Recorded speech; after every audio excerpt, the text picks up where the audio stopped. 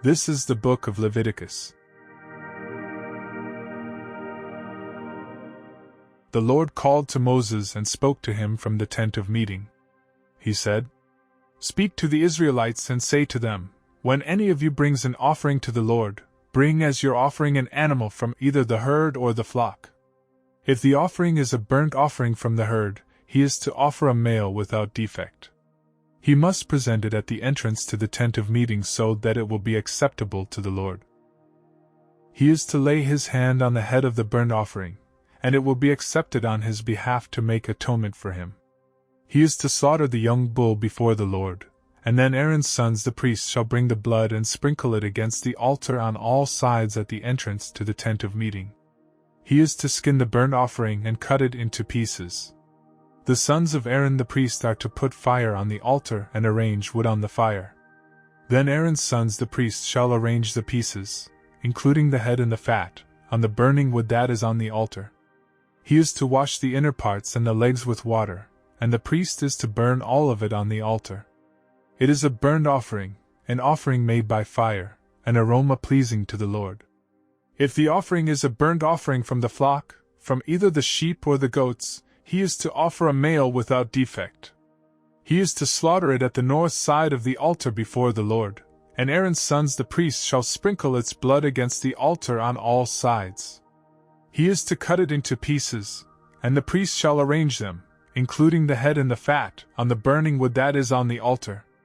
He is to wash the inner parts and the legs with water, and the priest is to bring all of it and burn it on the altar. It is a burnt offering, an offering made by fire, an aroma pleasing to the Lord. If the offering to the Lord is a burnt offering of birds, he is to offer a dove or a young pigeon. The priest shall bring it to the altar, wring off the head and burn it on the altar. Its blood shall be drained out on the side of the altar. He is to remove the crop with its contents, and throw it to the east side of the altar, where the ashes are. He shall tear it open by the wings, not severing it completely, and then the priest shall burn it on the wood that is on the fire on the altar. It is a burnt offering, an offering made by fire, an aroma pleasing to the Lord. When someone brings a grain offering to the Lord, his offering is to be of fine flour. He is to pour oil on it, put incense on it, and take it to Aaron's sons the priests. The priest shall take a handful of the fine flour and oil, together with all the incense, and burn this as a memorial portion on the altar, an offering made by fire, an aroma pleasing to the Lord. The rest of the grain offering belongs to Aaron and his sons. It is a most holy part of the offerings made to the Lord by fire. If you bring a grain offering baked in an oven, it is to consist of fine flour, cakes made without yeast and mixed with oil, or wafers made without yeast and spread with oil. If your grain offering is prepared on a griddle, it is to be made of fine flour mixed with oil, and without yeast. Crumble it and pour oil on it. It is a grain offering. If your grain offering is cooked in a pan, it is to be made of fine flour and oil. Bring the grain offering made of these things to the Lord. Present it to the priest, who shall take it to the altar. He shall take out the memorial portion from the grain offering and burn it on the altar as an offering made by fire, an aroma pleasing to the Lord. The rest of the grain offering belongs to Aaron and his sons. It is a most holy part of the offerings made to the Lord by fire. Every grain offering you bring to the Lord must be made without yeast, for you are not to burn any yeast or honey in an offering made to the Lord by fire. You may bring them to the Lord as an offering of the firstfruits, but they are not to be offered on the altar as a pleasing aroma. Season all your grain offerings with salt. Do not leave the salt of the covenant of your God out of your grain offerings. Add salt to all your offerings. If you bring a grain offering of firstfruits to the Lord, offer crushed heads of new grain roasted in the fire. Put oil and incense on it. It is a grain offering. The priest shall burn the memorial portion of the crushed grain and the oil, together with all the incense, as an offering made to the Lord by fire. If someone's offering is a fellowship offering, and he offers an animal from the herd, whether male or female, he is to present before the Lord an animal without defect. He is to lay his hand on the head of his offering and slaughter it at the entrance to the tent of meeting. Then Aaron's sons the priests shall sprinkle the blood against the altar on all sides. From the fellowship offering he is to bring a sacrifice made to the Lord by fire, all the fat that covers the inner parts or is connected to them, both kidneys with the fat on them near the loins, and the covering of the liver, which he will remove with the kidneys. Then Aaron's sons are to burn it on the altar on top of the burnt offering that is on the burning wood, as an offering made by fire, an aroma pleasing to the Lord. If he offers an animal from the flock as a fellowship offering to the Lord, he is to offer a male or female without defect. If he offers a lamb, he is to present it before the Lord. He is to lay his hand on the head of his offering and slaughter it in front of the tent of meeting. Then Aaron's sons shall sprinkle its blood against the altar on all sides. From the fellowship offering he is to bring a sacrifice made to the Lord by fire, its fat, the entire fat tail cut off close to the backbone, all the fat that covers the inner parts or is connected to them, both kidneys with the fat on them near the loins, and the covering of the liver, which he will remove with the kidneys. The priest shall burn them on the altar as food, an offering made to the Lord by fire. If his offering is a goat, he is to present it before the Lord. He is to lay his hand on its head and slaughter it in front of the tent of meeting.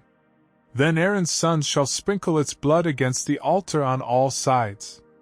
From what he offers he is to make this offering to the Lord by fire, all the fat that covers the inner parts or is connected to them, both kidneys with the fat on them near the loins, and the covering of the liver, which he will remove with the kidneys.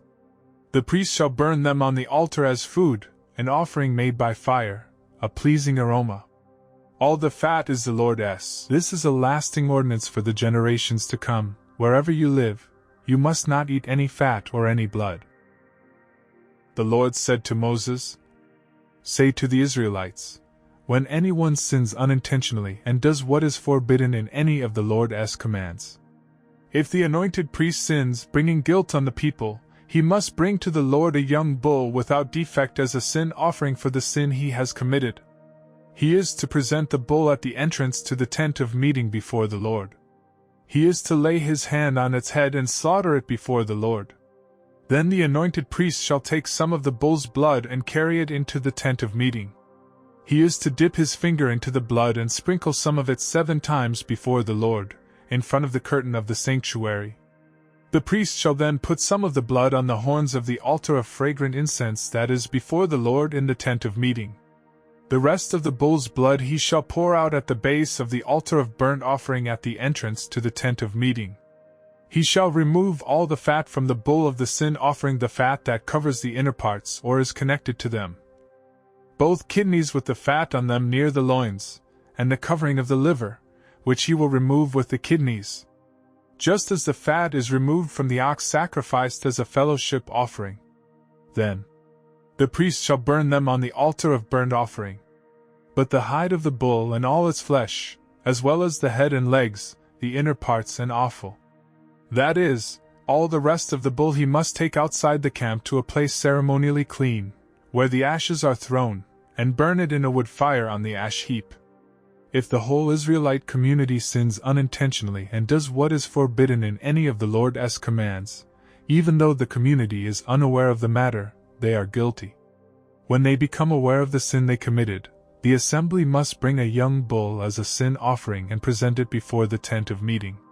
The elders of the community are to lay their hands on the bull's head before the Lord, and the bull shall be slaughtered before the Lord. Then the anointed priest is to take some of the bull's blood into the tent of meeting. He shall dip his finger into the blood and sprinkle it before the Lord 7 times in front of the curtain. He is to put some of the blood on the horns of the altar that is before the Lord in the tent of meeting. The rest of the blood he shall pour out at the base of the altar of burnt offering at the entrance to the tent of meeting. He shall remove all the fat from it and burn it on the altar. And do with this bull just as he did with the bull for the sin offering. In this way the priest will make atonement for them, and they will be forgiven. Then he shall take the bull outside the camp and burn it as he burned the first bull. This is the sin offering for the community. When a leader sins unintentionally and does what is forbidden in any of the commands of the Lord his God, he is guilty. When he is made aware of the sin he committed, he must bring as his offering a male goat without defect. He is to lay his hand on the goat's head and slaughter it at the place where the burnt offering is slaughtered before the Lord. It is a sin offering. Then the priest shall take some of the blood of the sin offering with his finger, and put it on the horns of the altar of burnt offering, and pour out the rest of the blood at the base of the altar. He shall burn all the fat on the altar, as he burned the fat of the fellowship offering. In this way the priest will make atonement for the man's sin, and he will be forgiven. If a member of the community sins unintentionally and does what is forbidden in any of the Lord's commands, he is guilty. When he is made aware of the sin he committed, he must bring as his offering for the sin he committed a female goat without defect. He is to lay his hand on the head of the sin offering and slaughter it at the place of the burnt offering. Then the priest is to take some of the blood with his finger and put it on the horns of the altar of burnt offering and pour out the rest of the blood at the base of the altar. He shall remove all the fat, just as the fat is removed from the fellowship offering, and the priest shall burn it on the altar as an aroma pleasing to the Lord. In this way the priest will make atonement for him, and he will be forgiven. If he brings a lamb as his sin offering, he is to bring a female without defect. He is to lay his hand on its head and slaughter it for a sin offering at the place where the burnt offering is slaughtered. Then the priest shall take some of the blood of the sin offering with his finger, and put it on the horns of the altar of burnt offering and pour out the rest of the blood at the base of the altar. He shall remove all the fat, just as the fat is removed from the lamb of the fellowship offering, and the priest shall burn it on the altar on top of the offerings made to the Lord by fire. In this way the priest will make atonement for him for the sin he has committed, and he will be forgiven. If a person sins because he does not speak up when he hears a public charge to testify regarding something he has seen or learned about, he will be held responsible. Or if a person touches anything ceremonially unclean, whether the carcasses of unclean wild animals, or of unclean livestock, or of unclean creatures that move along the ground, even though he is unaware of it, he has become unclean and is guilty. Or if he touches human uncleanness, anything that would make him unclean even though he is unaware of it, when he learns of it he will be guilty. Or if a person thoughtlessly takes an oath to do anything, whether good or evil, in any matter one might carelessly swear about even though he is unaware of it, in any case when he learns of it he will be guilty. When anyone is guilty in any of these ways, he must confess in what way he has sinned. And, as a penalty for the sin he has committed, he must bring to the Lord a female lamb or goat from the flock as a sin offering, and the priest shall make atonement for him for his sin. If he cannot afford a lamb, he is to bring 2 doves or 2 young pigeons to the Lord as a penalty for his sin, one for a sin offering and the other for a burnt offering. He is to bring them to the priest, who shall first offer the one for the sin offering. He is to wring its head from its neck, not severing it completely, and is to sprinkle some of the blood of the sin offering against the side of the altar. The rest of the blood must be drained out at the base of the altar. It is a sin offering. The priest shall then offer the other as a burnt offering in the prescribed way and make atonement for him for the sin he has committed, and he will be forgiven. If, however, he cannot afford 2 doves or 2 young pigeons, he is to bring as an offering for his sin 1/10 of an ephah of fine flour for a sin offering. He must not put oil or incense on it, because it is a sin offering. He is to bring it to the priest, who shall take a handful of it as a memorial portion and burn it on the altar on top of the offerings made to the Lord by fire. It is a sin offering. In this way the priest will make atonement for him for any of these sins he has committed, and he will be forgiven. The rest of the offering will belong to the priest, as in the case of the grain offering. The Lord said to Moses, "When a person commits a violation and sins unintentionally in regard to any of the Lord's holy things, he is to bring to the Lord as a penalty a ram from the flock, one without defect and of the proper value in silver, according to the sanctuary shekel. It is a guilt offering. He must make restitution for what he has failed to do in regard to the holy things, add 1/5 of the value to that and give it all to the priest, who will make atonement for him with the ram as a guilt offering, and he will be forgiven. If a person sins and does what is forbidden in any of the Lord's commands, even though he does not know it, he is guilty and will be held responsible. He is to bring to the priest as a guilt offering a ram from the flock, one without defect and of the proper value. In this way the priest will make atonement for him for the wrong he has committed unintentionally, and he will be forgiven. It is a guilt offering. He has been guilty of wrongdoing against the Lord. The Lord said to Moses, "If anyone sins and is unfaithful to the Lord by deceiving his neighbor about something entrusted to him or left in his care or stolen, or if he cheats him, or if he finds lost property and lies about it, or if he swears falsely, or if he commits any such sin that people may do, when he thus sins and becomes guilty, he must return what he has stolen or taken by extortion, or what was entrusted to him, or the lost property he found, or whatever it was he swore falsely about. He must make restitution in full, add a fifth of the value to it, and give it all to the owner on the day he presents his guilt offering. And as a penalty he must bring to the priest, that is, to the Lord, his guilt offering, a ram from the flock, one without defect and of the proper value. In this way the priest will make atonement for him before the Lord, and he will be forgiven for any of these things he did that made him guilty." The Lord said to Moses, "Give Aaron and his sons this command. These are the regulations for the burnt offering. The burnt offering is to remain on the altar hearth throughout the night, till morning, and the fire must be kept burning on the altar. The priest shall then put on his linen clothes, with linen undergarments next to his body, and shall remove the ashes of the burnt offering that the fire has consumed on the altar, and place them beside the altar. Then he is to take off these clothes and put on others, and carry the ashes outside the camp to a place that is ceremonially clean. The fire on the altar must be kept burning, it must not go out. Every morning the priest is to add firewood and arrange the burnt offering on the fire and burn the fat of the fellowship offerings on it. The fire must be kept burning on the altar continuously, it must not go out. These are the regulations for the grain offering. Aaron's sons are to bring it before the Lord, in front of the altar.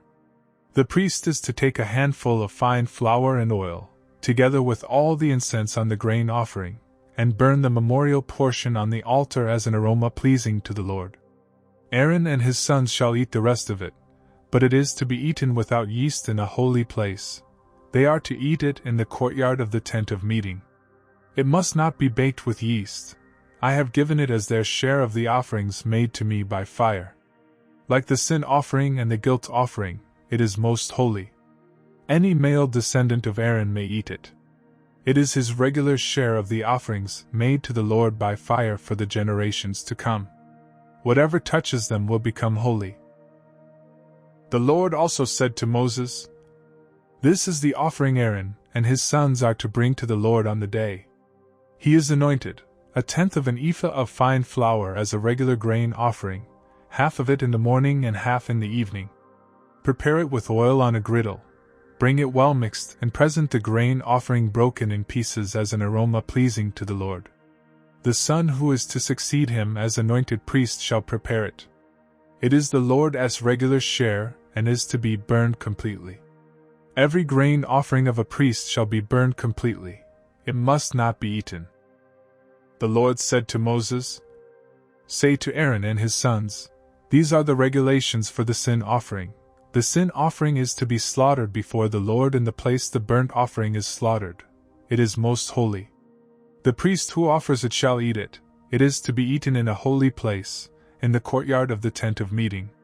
Whatever touches any of the flesh will become holy, and if any of the blood is spattered on a garment, you must wash it in a holy place. The clay pot the meat is cooked in must be broken, but if it is cooked in a bronze pot, the pot is to be scoured and rinsed with water. Any male in a priest's family may eat it, it is most holy. But any sin offering whose blood is brought into the tent of meeting to make atonement in the holy place must not be eaten, it must be burned.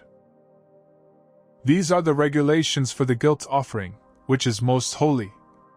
The guilt offering is to be slaughtered in the place where the burnt offering is slaughtered, and its blood is to be sprinkled against the altar on all sides.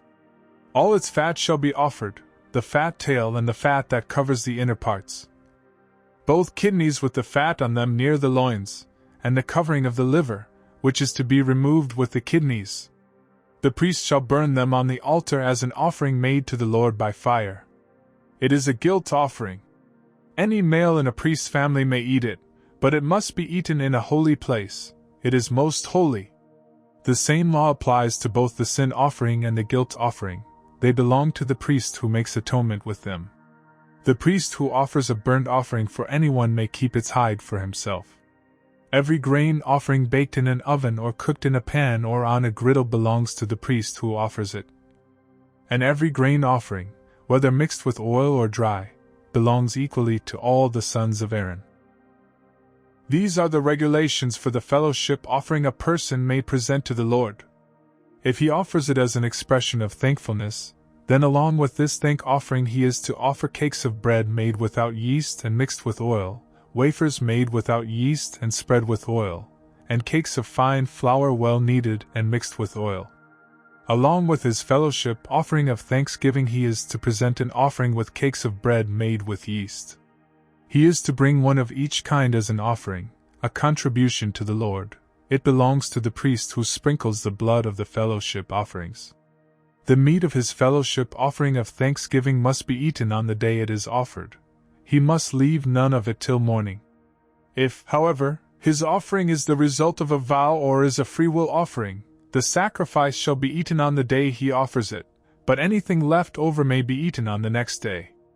Any meat of the sacrifice left over till the third day must be burned up. If any meat of the fellowship offering is eaten on the third day, it will not be accepted. It will not be credited to the one who offered it, for it is impure. The person who eats any of it will be held responsible. Meat that touches anything ceremonially unclean must not be eaten. It must be burned up. As for other meat, anyone ceremonially clean may eat it. But if anyone who is unclean eats any meat of the fellowship offering belonging to the Lord, that person must be cut off from his people. If anyone touches something unclean, whether human uncleanness or an unclean animal, or any unclean, detestable thing, and then eats any of the meat of the fellowship offering belonging to the Lord, that person must be cut off from his people. The Lord said to Moses, "Say to the Israelites, do not eat any of the fat of cattle, sheep or goats. The fat of an animal found dead or torn by wild animals may be used for any other purpose, but you must not eat it. Anyone who eats the fat of an animal from which an offering by fire may be made to the Lord must be cut off from his people. And wherever you live, you must not eat the blood of any bird or animal. If anyone eats blood, that person must be cut off from his people." The Lord said to Moses, "Say to the Israelites, anyone who brings a fellowship offering to the Lord is to bring part of it as his sacrifice to the Lord. With his own hands he is to bring the offering made to the Lord by fire. He is to bring the fat, together with the breast, and wave the breast before the Lord as a wave offering. The priest shall burn the fat on the altar, but the breast belongs to Aaron and his sons. You are to give the right thigh of your fellowship offerings to the priest as a contribution. The son of Aaron who offers the blood and the fat of the fellowship offering shall have the right thigh as his share. From the fellowship offerings of the Israelites, I have taken the breast that is waved and the thigh that is presented, and have given them to Aaron the priest and his sons as their regular share from the Israelites. This is the portion of the offerings made to the Lord by fire that were allotted to Aaron and his sons on the day they were presented to serve the Lord as priests. On the day they were anointed, the Lord commanded that the Israelites give this to them as their regular share for the generations to come. These, then, are the regulations for the burnt offering, the grain offering, the sin offering, the guilt offering, the ordination offering, and the fellowship offering, which the Lord gave Moses on Mount Sinai on the day he commanded the Israelites to bring their offerings to the Lord, in the desert of Sinai. The Lord said to Moses, "Bring Aaron and his sons their garments, the anointing oil, the bull for the sin offering, the 2 rams and the basket containing bread made without yeast. And gather the entire assembly at the entrance to the tent of meeting." Moses did as the Lord commanded him, and the assembly gathered at the entrance to the tent of meeting. Moses said to the assembly, This is what the Lord has commanded to be done." Then Moses brought Aaron and his sons forward and washed them with water. He put the tunic on Aaron, tied the sash around him, clothed him with the robe and put the ephod on him. He also tied the ephod to him by its skillfully woven waistband, so it was fastened on him. He placed the breastpiece on him and put the Urim and Thummim in the breastpiece. Then he placed the turban on Aaron's head and set the gold plate, the sacred diadem, on the front of it, as the Lord commanded Moses. Then Moses took the anointing oil and anointed the tabernacle and everything in it, and so consecrated them. He sprinkled some of the oil on the altar 7 times, anointing the altar and all its utensils and the basin with its stand, to consecrate them. He poured some of the anointing oil on Aaron's head and anointed him to consecrate him. Then he brought Aaron's sons forward, put tunics on them, tied sashes around them and put headbands on them, as the Lord commanded Moses. He then presented the bull for the sin offering, and Aaron and his sons laid their hands on its head. Moses slaughtered the bull and took some of the blood, and with his finger he put it on all the horns of the altar to purify the altar. He poured out the rest of the blood at the base of the altar. So he consecrated it to make atonement for it. Moses also took all the fat around the inner parts, the covering of the liver, and both kidneys and their fat, and burned it on the altar. But the bull with its hide and its flesh and its offal he burned up outside the camp, as the Lord commanded Moses. He then presented the ram for the burnt offering, and Aaron and his sons laid their hands on its head. Then Moses slaughtered the ram and sprinkled the blood against the altar on all sides. He cut the ram into pieces and burned the head, the pieces and the fat. He washed the inner parts and the legs with water and burned the whole ram on the altar as a burnt offering, a pleasing aroma, an offering made to the Lord by fire, as the Lord commanded Moses. He then presented the other ram, the ram for the ordination, and Aaron and his sons laid their hands on its head. Moses slaughtered the ram and took some of its blood and put it on the lobe of Aaron's right ear, on the thumb of his right hand and on the big toe of his right foot. Moses also brought Aaron's sons forward and put some of the blood on the lobes of their right ears, on the thumbs of their right hands and on the big toes of their right feet. Then he sprinkled blood against the altar on all sides. He took the fat tail, all the fat around the inner parts, the covering of the liver, both kidneys and their fat and the right thigh. Then from the basket of bread made without yeast, which was before the Lord, he took a cake of bread, and one made with oil, and a wafer. He put these on the fat portions and on the right thigh. He put all these in the hands of Aaron and his sons and waved them before the Lord as a wave offering. Then Moses took them from their hands and burned them on the altar on top of the burnt offering as an ordination offering, a pleasing aroma, an offering made to the Lord by fire. He also took the breast Moses' share of the ordination ram and waved it before the Lord as a wave offering, as the Lord commanded Moses. Then Moses took some of the anointing oil and some of the blood from the altar and sprinkled them on Aaron and his garments, and on his sons and their garments. So he consecrated Aaron and his garments, and his sons and their garments. Moses then said to Aaron and his sons, "Cook the meat at the entrance to the tent of meeting and eat it there with the bread from the basket of ordination offerings, as I commanded, saying, Aaron and his sons are to eat it. Then burn up the rest of the meat and the bread. Do not leave the entrance to the tent of meeting for 7 days, until the days of your ordination are completed, for your ordination will last 7 days. What has been done today was commanded by the Lord to make atonement for you.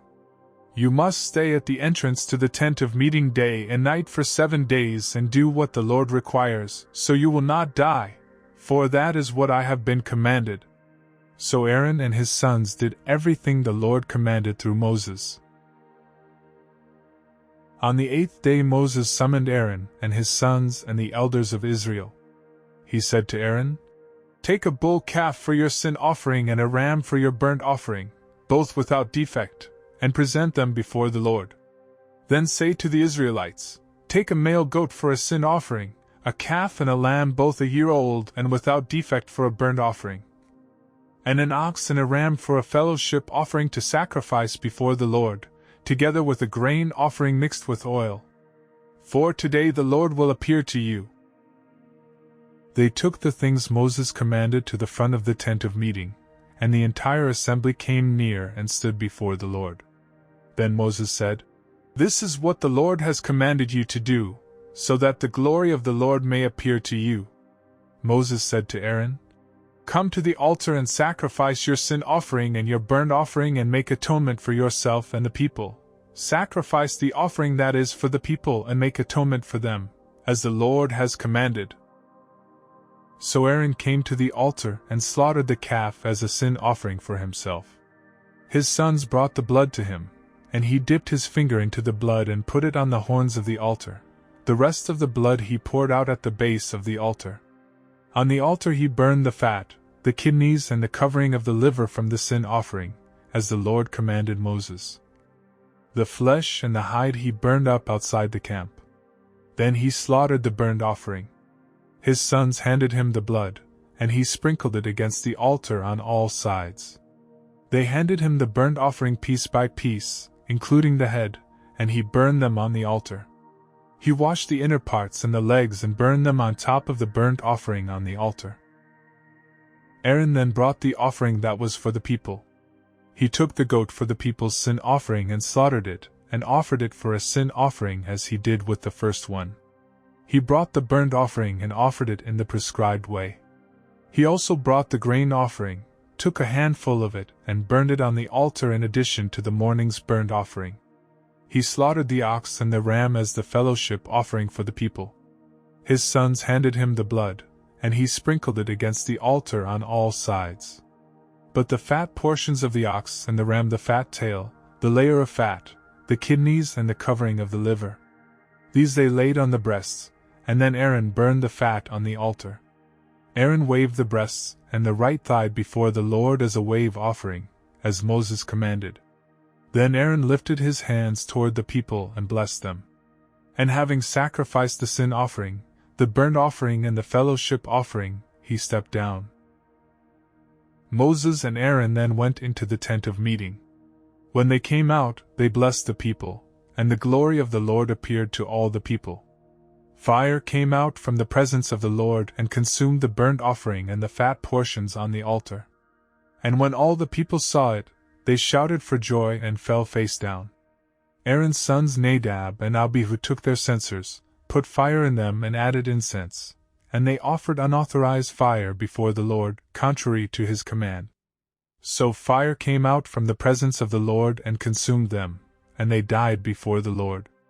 Moses then said to Aaron, "This is what the Lord spoke of when he said, 'Among those who approach me I will show myself holy, in the sight of all the people I will be honored.'" Aaron remained silent. Moses summoned Mishael and Elzaphan, sons of Aaron's uncle Uzziel, and said to them, "Come here, carry your cousins outside the camp, away from the front of the sanctuary." So they came and carried them, still in their tunics, outside the camp, as Moses ordered. Then Moses said to Aaron and his sons Eleazar and Ithamar, "Do not let your hair become unkempt, and do not tear your clothes, or you will die and the Lord will be angry with the whole community. But your relatives, all the house of Israel, may mourn for those the Lord has destroyed by fire. Do not leave the entrance to the tent of meeting or you will die, because the Lord's anointing oil is on you." So they did as Moses said. Then the Lord said to Aaron, "You and your sons are not to drink wine or other fermented drink whenever you go into the tent of meeting, or you will die. This is a lasting ordinance for the generations to come. You must distinguish between the holy and the common, between the unclean and the clean. And you must teach the Israelites all the decrees the Lord has given them through Moses." Moses said to Aaron and his remaining sons, Eleazar and Ithamar, "Take the grain offering left over from the offerings made to the Lord by fire, and eat it prepared without yeast beside the altar, for it is most holy. Eat it in a holy place, because it is your share and your son's share of the offerings made to the Lord by fire, for so I have been commanded. But you and your sons and your daughters may eat the breast that was waved and the thigh that was presented. Eat them in a ceremonially clean place, They have been given to you and your children as your share of the Israelites' fellowship offerings.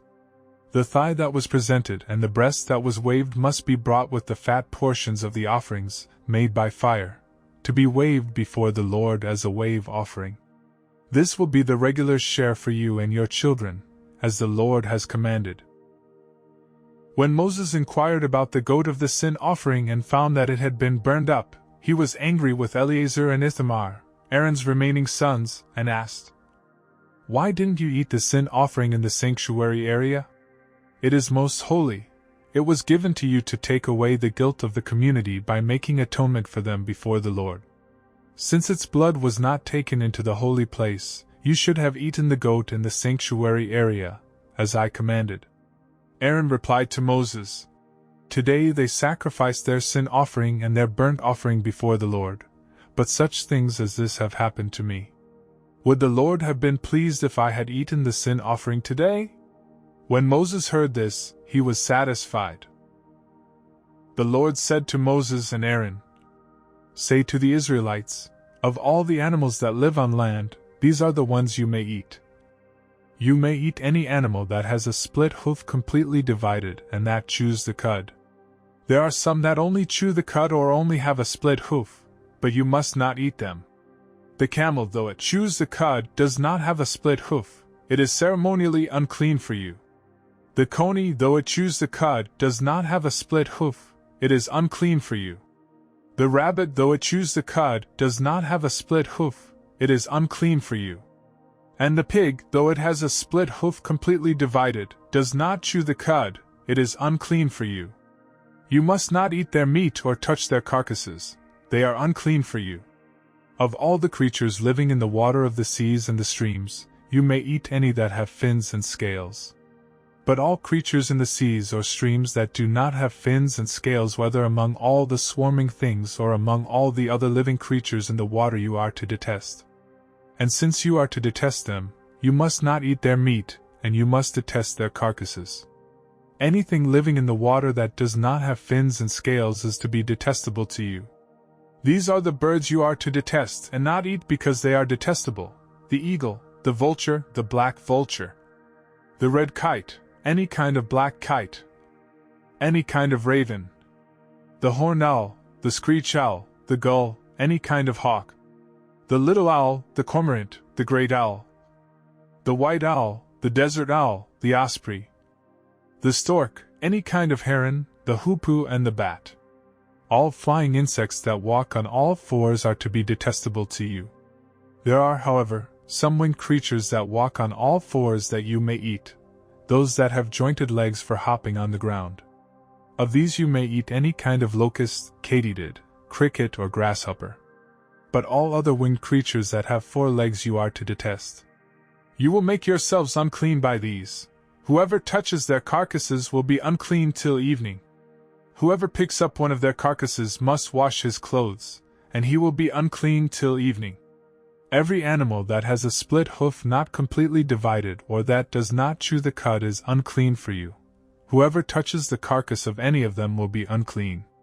Of all the animals that walk on all fours, those that walk on their paws are unclean for you. Whoever touches their carcasses will be unclean till evening. Anyone who picks up their carcasses must wash his clothes, and he will be unclean till evening. They are unclean for you. Of the animals that move about on the ground, these are unclean for you: the weasel, the rat, any kind of great lizard, the gecko, the monitor lizard, the wall lizard, the skink and the chameleon. Of all those that move along the ground, these are unclean for you. Whoever touches them when they are dead will be unclean till evening. When one of them dies and falls on something, that article, whatever its use, will be unclean, whether it is made of wood, cloth, hide or sackcloth. Put it in water, it will be unclean till evening, and then it will be clean.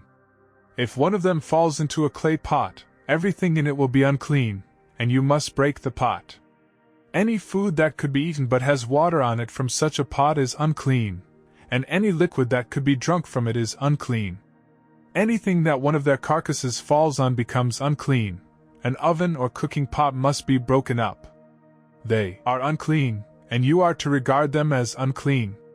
A spring, however, or a cistern for collecting water remains clean, but anyone who touches one of these carcasses is unclean. If a carcass falls on any seeds that are to be planted, they remain clean. But if water has been put on the seed and a carcass falls on it, it is unclean for you. If an animal that you are allowed to eat dies, anyone who touches the carcass will be unclean till evening. Anyone who eats some of the carcass must wash his clothes, and he will be unclean till evening. Anyone who picks up the carcass must wash his clothes, and he will be unclean till evening. Every creature that moves about on the ground is detestable. It is not to be eaten. You are not to eat any creature that moves about on the ground, whether it moves on its belly or walks on all fours or on many feet. It is detestable. Do not defile yourselves by any of these creatures. Do not make yourselves unclean by means of them, or be made unclean by them. I am the Lord your God. Consecrate yourselves and be holy, because I am holy. Do not make yourselves unclean by any creature that moves about on the ground. I am the Lord who brought you up out of Egypt to be your God. Therefore be holy, because I am holy. These are the regulations concerning animals, birds, every living thing that moves in the water and every creature that moves about on the ground. You must distinguish between the unclean and the clean, between living creatures that may be eaten and those that may not be eaten. The Lord said to Moses, "Say to the Israelites, a woman who becomes pregnant and gives birth to a son will be ceremonially unclean for 7 days, just as she is unclean during her monthly period. On the 8th day the boy is to be circumcised. Then the woman must wait 33 days to be purified from her bleeding. She must not touch anything sacred or go to the sanctuary until the days of her purification are over. If she gives birth to a daughter, for 2 weeks the woman will be unclean, as during her period. Then she must wait 66 days to be purified from her bleeding. When the days of her purification for a son or daughter are over, she is to bring to the priest at the entrance to the tent of meeting a year-old lamb for a burnt offering and a young pigeon, or a dove for a sin offering. He shall offer them before the Lord to make atonement for her, and then she will be ceremonially clean from her flow of blood. These are the regulations for the woman who gives birth to a boy or a girl. If she cannot afford a lamb, she is to bring 2 doves or 2 young pigeons, one for a burnt offering and the other for a sin offering. In this way the priest will make atonement for her, and she will be clean." The Lord said to Moses and Aaron, "When anyone has a swelling or a rash or a bright spot on his skin that may become an infectious skin disease, he must be brought to Aaron the priest or to one of his sons who is a priest. The priest is to examine the sore on his skin, and if the hair in the sore has turned white and the sore appears to be more than skin deep, it is an infectious skin disease. When the priest examines him, he shall pronounce him ceremonially unclean. If the spot on his skin is white but does not appear to be more than skin deep and the hair in it has not turned white, the priest is to put the infected person in isolation for 7 days. On the 7th day the priest is to examine him, and if he sees that the sore is unchanged and has not spread in the skin, he is to keep him in isolation another 7 days. On the 7th day the priest is to examine him again, and if the sore has faded and has not spread in the skin, the priest shall pronounce him clean. It is only a rash. The man must wash his clothes, and he will be clean. But if the rash does spread in his skin after he has shown himself to the priest to be pronounced clean, he must appear before the priest again. The priest is to examine him, and if the rash has spread in the skin, he shall pronounce him unclean. It is an infectious disease. When anyone has an infectious skin disease, he must be brought to the priest. The priest is to examine him, and if there is a white swelling in the skin that has turned the hair white, and if there is raw flesh in the swelling, it is a chronic skin disease, and the priest shall pronounce him unclean. He is not to put him in isolation, because he is already unclean.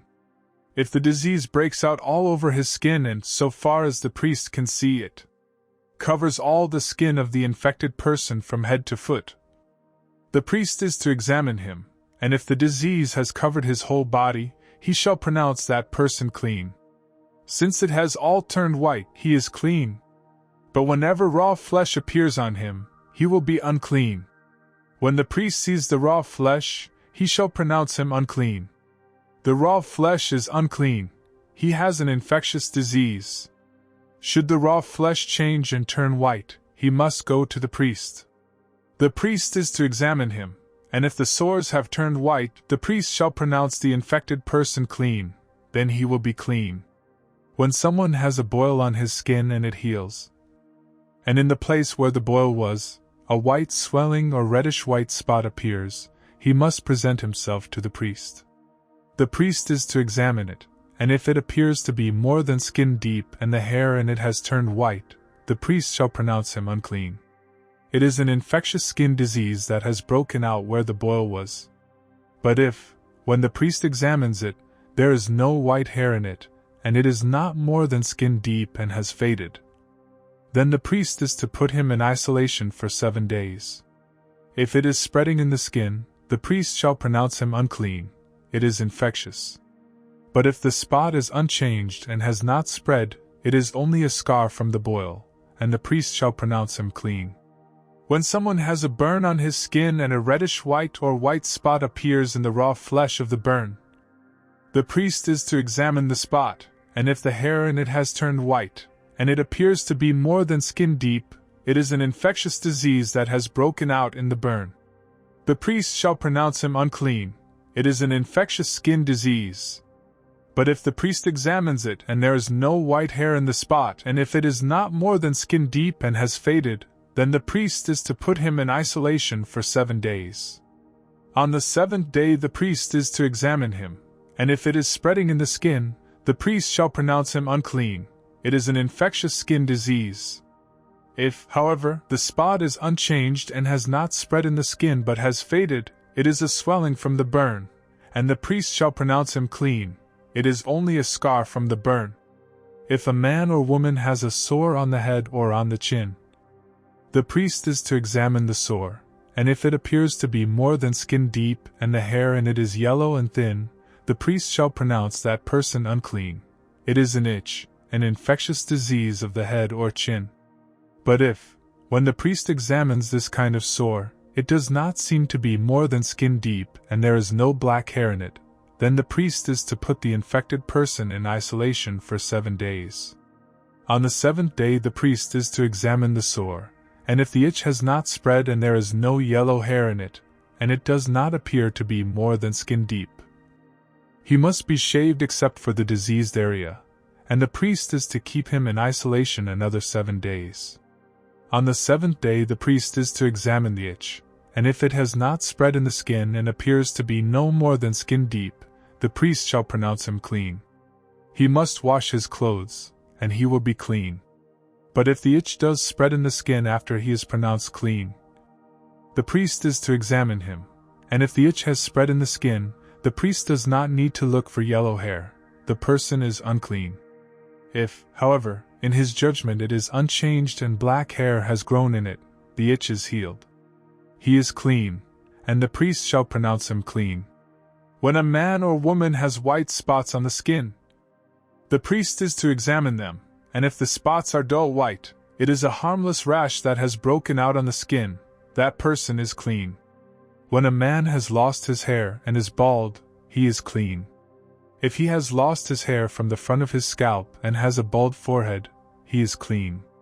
But if he has a reddish-white sore on his bald head or forehead, it is an infectious disease breaking out on his head or forehead. The priest is to examine him, and if the swollen sore on his head or forehead is reddish-white like an infectious skin disease, the man is diseased and is unclean. The priest shall pronounce him unclean because of the sore on his head.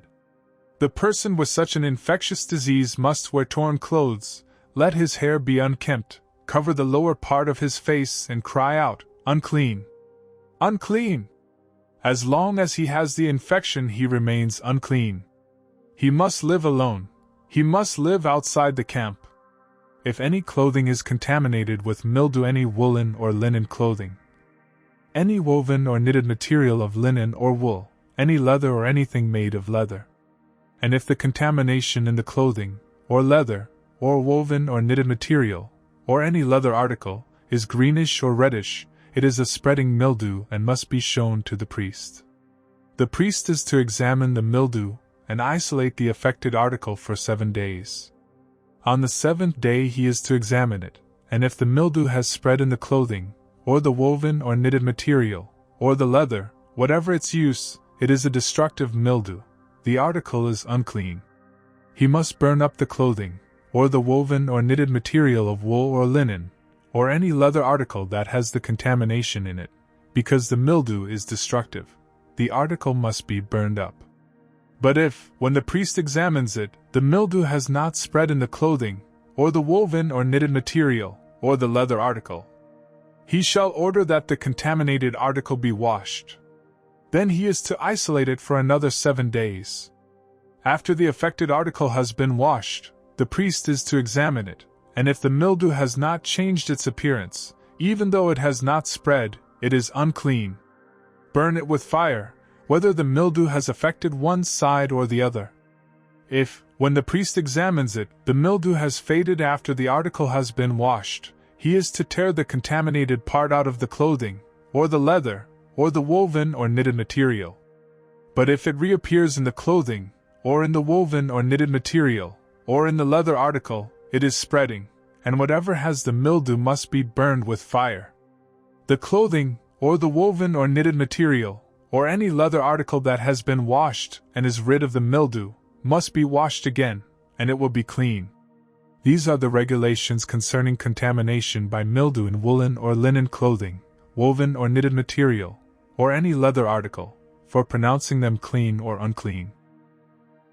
The Lord said to Moses, "These are the regulations for the diseased person at the time of his ceremonial cleansing, when he is brought to the priest. The priest is to go outside the camp and examine him.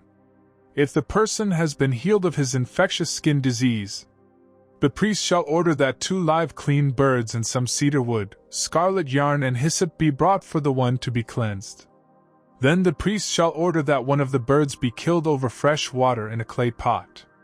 He is then to take the live bird and dip it, together with the cedar wood, the scarlet yarn and the hyssop, into the blood of the bird that was killed over the fresh water. 7 times he shall sprinkle the one to be cleansed of the infectious disease and pronounce him clean. Then he is to release the live bird in the open fields. The person to be cleansed must wash his clothes, shave off all his hair and bathe with water. Then he will be ceremonially clean. After this he may come into the camp, but he must stay outside his tent for 7 days. On the 7th day he must shave off all his hair. He must shave his head, his beard, his eyebrows and the rest of his hair. He must wash his clothes and bathe himself with water, and he will be clean. On the 8th day he must bring 2 male lambs and 1 ewe lamb a year old, each without defect, along with 3/10 of an ephah of fine flour mixed with oil for a grain offering, and 1 log of oil. The priest who pronounces him clean shall present both the one to be cleansed and his offerings before the Lord at the entrance to the tent of meeting. Then the priest is to take 1 of the male lambs and offer it as a guilt offering, along with the log of oil. He shall wave them before the Lord as a wave offering. He is to slaughter the lamb in the holy place where the sin offering and the burnt offering are slaughtered. Like the sin offering, the guilt offering belongs to the priest. It is most holy. The priest is to take some of the blood of the guilt offering and put it on the lobe of the right ear of the one to be cleansed, on the thumb of his right hand and on the big toe of his right foot. The priest shall then take some of the log of oil, pour it in the palm of his own left hand. Dip his right forefinger into the oil in his palm, and with his finger sprinkle some of it before the Lord 7 times. The priest is to put some of the oil remaining in his palm on the lobe of the right ear of the one to be cleansed, on the thumb of his right hand and on the big toe of his right foot, on top of the blood of the guilt offering. The rest of the oil in his palm the priest shall put on the head of the one to be cleansed, and make atonement for him before the Lord. Then the priest is to sacrifice the sin offering and make atonement for the one to be cleansed from his uncleanness. After that, the priest shall slaughter the burnt offering, and offer it on the altar, together with the grain offering, and make atonement for him, and he will be clean. If, however, he is poor and cannot afford these, he must take one male lamb as a guilt offering to be waved to make atonement for him, together with 1/10 of an ephah of fine flour mixed with oil for a grain offering, a log of oil. And 2 doves or 2 young pigeons, which he can afford, one for a sin offering and the other for a burnt offering. On the 8th day he must bring them for his cleansing to the priest at the entrance to the tent of meeting, before the Lord. The priest is to take the lamb for the guilt offering, together with the log of oil, and wave them before the Lord as a wave offering. He shall slaughter the lamb for the guilt offering and take some of its blood and put it on the lobe of the right ear of the one to be cleansed, on the thumb of his right hand and on the big toe of his right foot. The priest is to pour some of the oil into the palm of his own left hand, and with his right forefinger sprinkle some of the oil from his palm 7 times before the Lord. Some of the oil in his palm he is to put on the same places he put the blood of the guilt offering, on the lobe of the right ear of the one to be cleansed, on the thumb of his right hand and on the big toe of his right foot. The rest of the oil in his palm the priest shall put on the head of the one to be cleansed, to make atonement for him before the Lord. Then he shall sacrifice the doves or the young pigeons, which the person can afford, one as a sin offering and the other as a burnt offering, together with the grain offering. In this way the priest will make atonement before the Lord on behalf of the one to be cleansed. These are the regulations for anyone who has an infectious skin disease and who cannot afford the regular offerings for his cleansing. The Lord said to Moses and Aaron, "When you enter the land of Canaan, which I am giving you as your possession, and I put a spreading mildew in a house in that land, the owner of the house must go and tell the priest, 'I have seen something that looks like mildew in my house.' The priest is to order the house to be emptied before he goes in to examine the mildew, so that nothing in the house will be pronounced unclean. After this the priest is to go in and inspect the house. He is to examine the mildew on the walls, and if it has greenish or reddish depressions that appear to be deeper than the surface of the wall, the priest shall go out the doorway of the house and close it up for 7 days. On the 7th day the priest shall return to inspect the house. If the mildew has spread on the walls, he is to order that the contaminated stones be torn out and thrown into an unclean place outside the town. He must have all the inside walls of the house scraped, and the material that is scraped off dumped into an unclean place outside the town. Then they are to take other stones to replace these and take new clay and plaster the house. If the mildew reappears in the house after the stones have been torn out, and the house scraped and plastered, the priest is to go and examine it, and if the mildew has spread in the house, it is a destructive mildew, the house is unclean. It must be torn down, its stones, timbers and all the plaster, and taken out of the town to an unclean place. Anyone who goes into the house while it is closed up will be unclean till evening. Anyone who sleeps or eats in the house must wash his clothes. But if the priest comes to examine it, and the mildew has not spread after the house has been plastered, he shall pronounce the house clean, because the mildew is gone. To purify the house he is to take 2 birds and some cedar wood, scarlet yarn and hyssop. He shall kill one of the birds over fresh water in a clay pot. Then he is to take the cedar wood, the hyssop, the scarlet yarn and the live bird, dip them into the blood of the dead bird and the fresh water, and sprinkle the house 7 times. He shall purify the house with the bird's blood, the fresh water, the live bird, the cedar wood, the hyssop and the scarlet yarn. Then he is to release the live bird in the open fields outside the town. In this way he will make atonement for the house, and it will be clean. These are the regulations for any infectious skin disease, for an itch, for mildew in clothing or in a house, and for a swelling, a rash or a bright spot, to determine when something is clean or unclean. These are the regulations for infectious skin diseases and mildew. The Lord said to Moses and Aaron, "Speak to the Israelites and say to them, when any man has a bodily discharge, the discharge is unclean. Whether it continues flowing from his body or is blocked, it will make him unclean. This is how his discharge will bring about uncleanness. Any bed the man with a discharge lies on will be unclean, and anything he sits on will be unclean. Anyone who touches his bed must wash his clothes and bathe with water, and he will be unclean till evening. Whoever sits on anything that the man with a discharge sat on must wash his clothes and bathe with water, and he will be unclean till evening. Whoever touches the man who has a discharge must wash his clothes and bathe with water, and he will be unclean till evening. If the man with the discharge spits on someone who is clean, that person must wash his clothes and bathe with water, and he will be unclean till evening. Everything the man sits on when riding will be unclean. And whoever touches any of the things that were under him will be unclean till evening. Whoever picks up those things must wash his clothes and bathe with water, and he will be unclean till evening.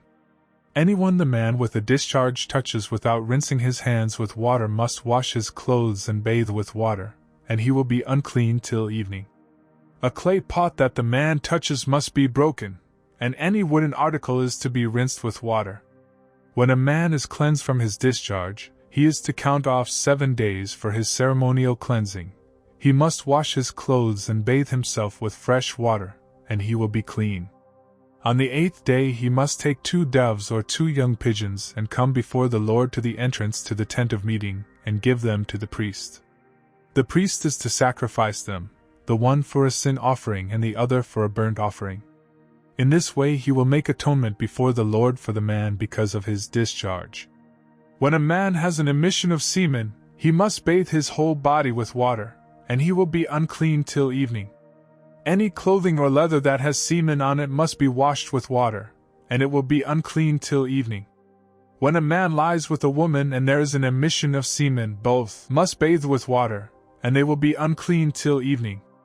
When a woman has her regular flow of blood, the impurity of her monthly period will last 7 days, and anyone who touches her will be unclean till evening. Anything she lies on during her period will be unclean, and anything she sits on will be unclean. Whoever touches her bed must wash his clothes and bathe with water, and he will be unclean till evening. Whoever touches anything she sits on must wash his clothes and bathe with water, and he will be unclean till evening.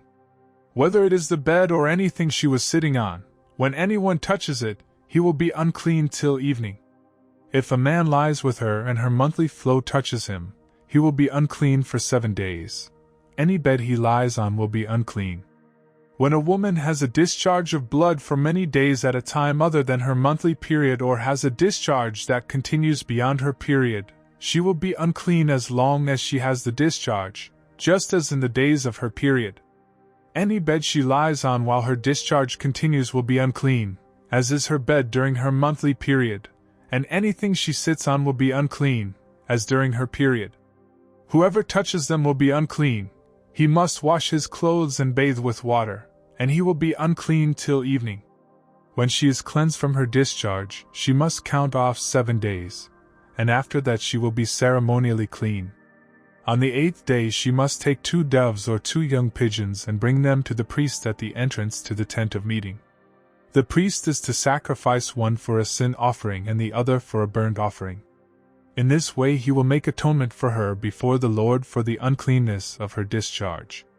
You must keep the Israelites separate from things that make them unclean, so they will not die in their uncleanness for defiling my dwelling place, which is among them. These are the regulations for a man with a discharge, for anyone made unclean by an emission of semen, for a woman in her monthly period, for a man or a woman with a discharge, and for a man who lies with a woman who is ceremonially unclean. The Lord spoke to Moses after the death of the 2 sons of Aaron who died when they approached the Lord. The Lord said to Moses, "Tell your brother Aaron not to come whenever he chooses into the most holy place behind the curtain in front of the atonement cover on the ark, or else he will die, because I appear in the cloud over the atonement cover." This is how Aaron is to enter the sanctuary area, with a young bull for a sin offering and a ram for a burnt offering. He is to put on the sacred linen tunic, with linen undergarments next to his body. He is to tie the linen sash around him and put on the linen turban. These are sacred garments, so he must bathe himself with water before he puts them on. From the Israelite community he is to take 2 male goats for a sin offering and a ram for a burnt offering. Aaron is to offer the bull for his own sin offering to make atonement for himself and his household. Then he is to take the 2 goats and present them before the Lord at the entrance to the tent of meeting. He is to cast lots for the 2 goats, 1 lot for the Lord and the other for the scapegoat. Aaron shall bring the goat whose lot falls to the Lord and sacrifice it for a sin offering. But the goat chosen by lot as the scapegoat shall be presented alive before the Lord to be used for making atonement by sending it into the desert as a scapegoat.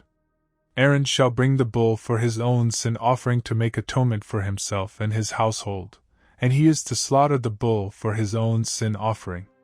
He is to take a censer full of burning coals from the altar before the Lord and 2 handfuls of finely ground fragrant incense, and take them behind the curtain. He is to put the incense on the fire before the Lord, and the smoke of the incense will conceal the atonement cover above the testimony, so that he will not die. He is to take some of the bull's blood and with his finger sprinkle it on the front of the atonement cover. Then he shall sprinkle some of it with his finger 7 times before the atonement cover. He shall then slaughter the goat for the sin offering for the people and take its blood behind the curtain and do with it as he did with the bull's blood. He shall sprinkle it on the atonement cover and in front of it. In this way he will make atonement for the most holy place because of the uncleanness and rebellion of the Israelites, whatever their sins have been. He is to do the same for the tent of meeting, which is among them in the midst of their uncleanness. No one is to be in the tent of meeting from the time Aaron goes in to make atonement in the most holy place until he comes out, having made atonement for himself, his household and the whole community of Israel. Then he shall come out to the altar that is before the Lord and make atonement for it. He shall take some of the bull's blood and some of the goat's blood and put it on all the horns of the altar. He shall sprinkle some of the blood on it with his finger 7 times to cleanse it, and to consecrate it from the uncleanness of the Israelites. When Aaron has finished making atonement for the most holy place, the tent of meeting and the altar, he shall bring forward the live goat. He is to lay both hands on the head of the live goat, and confess over it all the wickedness and rebellion of the Israelites, all their sins, and put them on the goat's head. He shall send the goat away into the desert in the care of a man appointed for the task. The goat will carry on itself all their sins to a solitary place, and the man shall release it in the desert. Then Aaron is to go into the tent of meeting and take off the linen garments he put on before he entered the most holy place, and he is to leave them there. He shall bathe himself with water in a holy place and put on his regular garments. Then he shall come out and sacrifice the burnt offering for himself and the burnt offering for the people, to make atonement for himself and for the people. He shall also burn the fat of the sin offering on the altar. The man who releases the goat as a scapegoat must wash his clothes and bathe himself with water.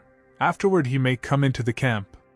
The bull and the goat for the sin offerings, whose blood was brought into the most holy place to make atonement, must be taken outside the camp.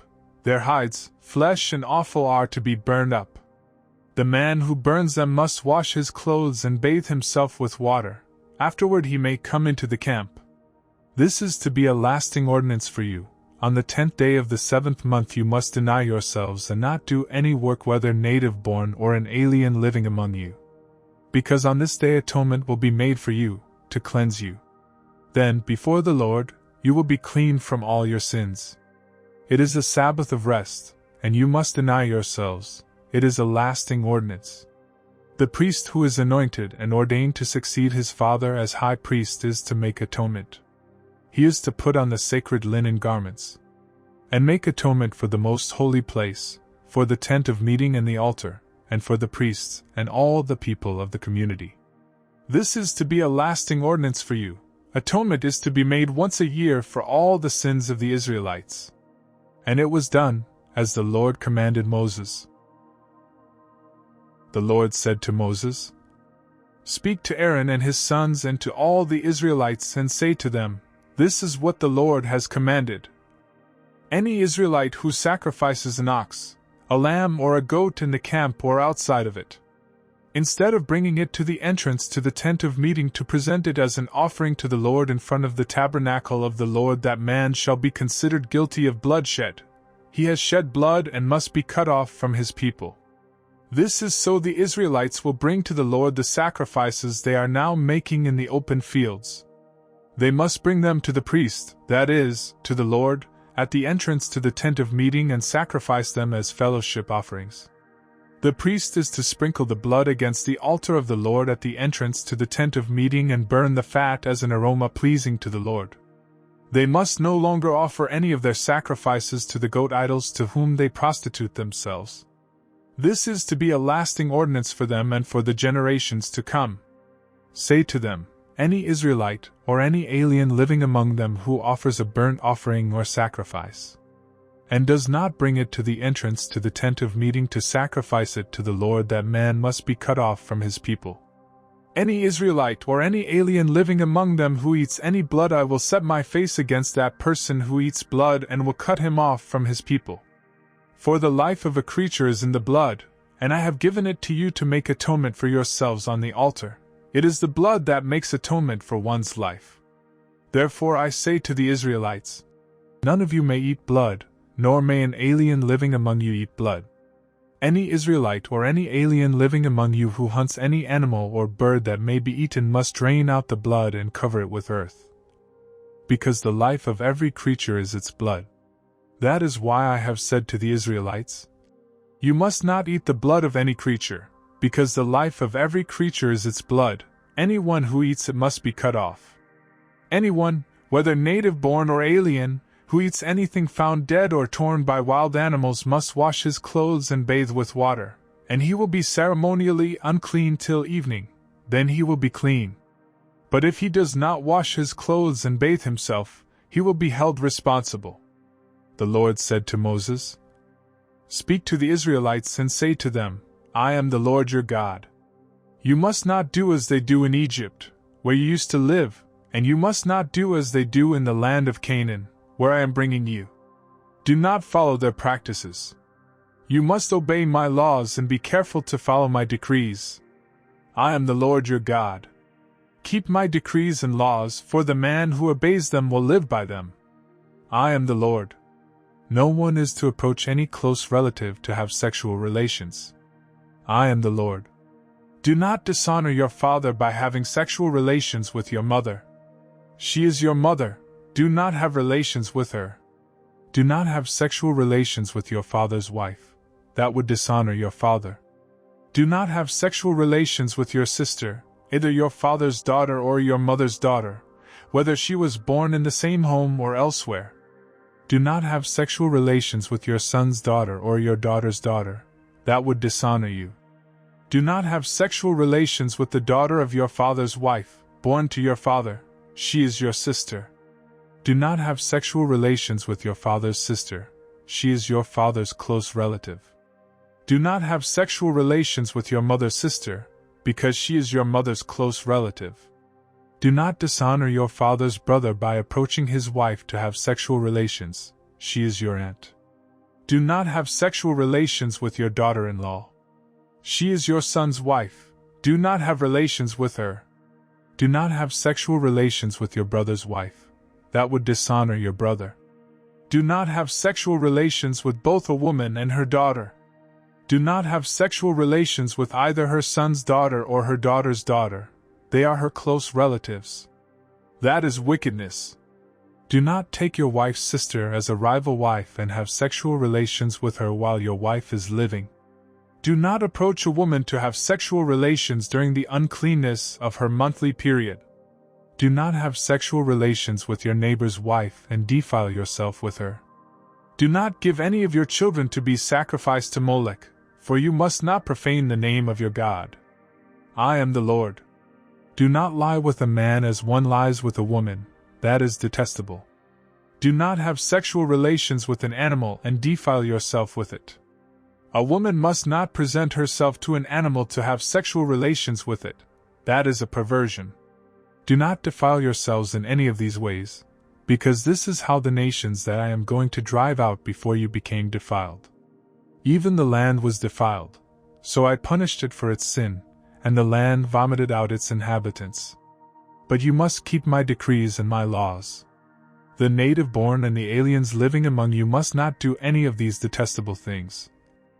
For all these things were done by the people who lived in the land before you, and the land became defiled. And if you defile the land, it will vomit you out as it vomited out the nations that were before you. Everyone who does any of these detestable things, such persons must be cut off from their people. Keep my requirements, and do not follow any of the detestable customs that were practiced before you came, and do not defile yourselves with them. I am the Lord your God. The Lord said to Moses, Speak to the entire assembly of Israel and say to them, Be holy because I, the Lord your God, am holy. Each of you must respect his mother and father, and you must observe my Sabbaths. I am the Lord your God. Do not turn to idols or make gods of cast metal for yourselves. I am the Lord your God. When you sacrifice a fellowship offering to the Lord, sacrifice it in such a way that it will be accepted on your behalf. It shall be eaten on the day you sacrifice it or on the next day. Anything left over until the third day must be burned up. If any of it is eaten on the third day, it is impure and will not be accepted. Whoever eats it will be held responsible because he has desecrated what is holy to the Lord. That person must be cut off from his people. When you reap the harvest of your land, do not reap to the very edges of your field or gather the gleanings of your harvest. Do not go over your vineyard a second time or pick up the grapes that have fallen. Leave them for the poor and the alien. I am the Lord your God. Do not steal. Do not lie. Do not deceive one another. Do not swear falsely by my name, and so profane the name of your God. I am the Lord. Do not defraud your neighbor or rob him. Do not hold back the wages of a hired man overnight. Do not curse the deaf or put a stumbling block in front of the blind, but fear your God. I am the Lord. Do not pervert justice. Do not show partiality to the poor or favoritism to the great, but judge your neighbor fairly. Do not go about spreading slander among your people. Do not do anything that endangers your neighbor's life. I am the Lord. Do not hate your brother in your heart. Rebuke your neighbor frankly so you will not share in his guilt. Do not seek revenge or bear a grudge against one of your people, but love your neighbor as yourself. I am the Lord. Keep my decrees. Do not make different kinds of animals. Do not plant your field with two kinds of seed. Do not wear clothing woven of two kinds of material. If a man sleeps with a woman who is a slave girl promised to another man but who has not been ransomed or given her freedom, there must be due punishment. Yet they are not to be put to death, because she had not been freed. The man, however, must bring a ram to the entrance to the tent of meeting for a guilt offering to the Lord. With the ram of the guilt offering, the priest is to make atonement for him before the Lord for the sin he has committed, and his sin will be forgiven. When you enter the land and plant any kind of fruit tree, regard its fruit as forbidden. For 3 years you are to consider it forbidden, it must not be eaten. In the 4th year all its fruit will be holy, an offering of praise to the Lord. But in the 5th year you may eat its fruit. In this way your harvest will be increased. I am the Lord your God. Do not eat any meat with the blood still in it. Do not practice divination or sorcery. Do not cut the hair at the sides of your head, or clip off the edges of your beard. Do not cut your bodies for the dead or put tattoo marks on yourselves. I am the Lord. Do not degrade your daughter by making her a prostitute, or the land will turn to prostitution and be filled with wickedness. Observe my Sabbaths and have reverence for my sanctuary. I am the Lord. Do not turn to mediums or seek out spiritists, for you will be defiled by them. I am the Lord your God. Rise in the presence of the aged, show respect for the elderly, and revere your God. I am the Lord. When an alien lives with you in your land, do not mistreat him. The alien living with you must be treated as one of your native born. Love him as yourself, for you were aliens in Egypt. I am the Lord your God. Do not use dishonest standards when measuring length, weight, or quantity. Use honest scales and honest weights, an honest ephah and an honest hin. I am the Lord your God, who brought you out of Egypt. Keep all my decrees and all my laws and follow them. I am the Lord. the Lord said to Moses. Say to the Israelites, any Israelite or any alien living in Israel who gives any of his children to Molech must be put to death. The people of the community are to stone him. I will set my face against that man and I will cut him off from his people, for by giving his children to Molech, he has defiled my sanctuary and profaned my holy name. If the people of the community close their eyes when that man gives one of his children to Molech, and they fail to put him to death, I will set my face against that man and his family and will cut off from their people both him and all who follow him in prostituting themselves to Molech. I will set my face against the person who turns to mediums and spiritists to prostitute himself by following them, and I will cut him off from his people. Consecrate yourselves and be holy, because I am the Lord your God. Keep my decrees and follow them. I am the Lord, who makes you holy. If anyone curses his father or mother, he must be put to death. He has cursed his father or his mother, and his blood will be on his own head. If a man commits adultery with another man's wife with the wife of his neighbor, both the adulterer and the adulteress must be put to death. If a man sleeps with his father's wife, he has dishonored his father. Both the man and the woman must be put to death. Their blood will be on their own heads. If a man sleeps with his daughter-in-law, both of them must be put to death. What they have done is a perversion. Their blood will be on their own heads. If a man lies with a man as one lies with a woman, both of them have done what is detestable. They must be put to death. Their blood will be on their own heads. If a man marries both a woman and her mother, it is wicked. Both he and they must be burned in the fire, so that no wickedness will be among you. If a man has sexual relations with an animal, he must be put to death, and you must kill the animal.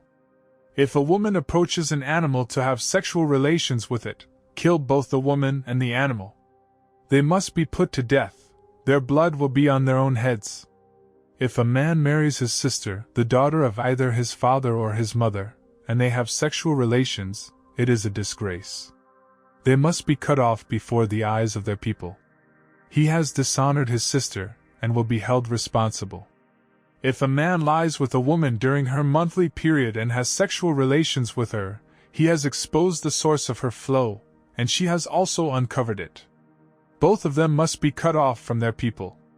Do not have sexual relations with the sister of either your mother or your father, for that would dishonor a close relative. Both of you would be held responsible. If a man sleeps with his aunt, he has dishonored his uncle. They will be held responsible. They will die childless. If a man marries his brother's wife, it is an act of impurity. He has dishonored his brother. They will be childless. Keep all my decrees and laws and follow them, so that the land where I am bringing you to live may not vomit you out. You must not live according to the customs of the nations I am going to drive out before you. Because they did all these things, I abhorred them. But I said to you, you will possess their land. I will give it to you as an inheritance, a land flowing with milk and honey. I am the Lord your God, who has set you apart from the nations. You must therefore make a distinction between clean and unclean animals and between unclean and clean birds. Do not defile yourselves by any animal or bird or anything that moves along the ground, those which I have set apart as unclean for you.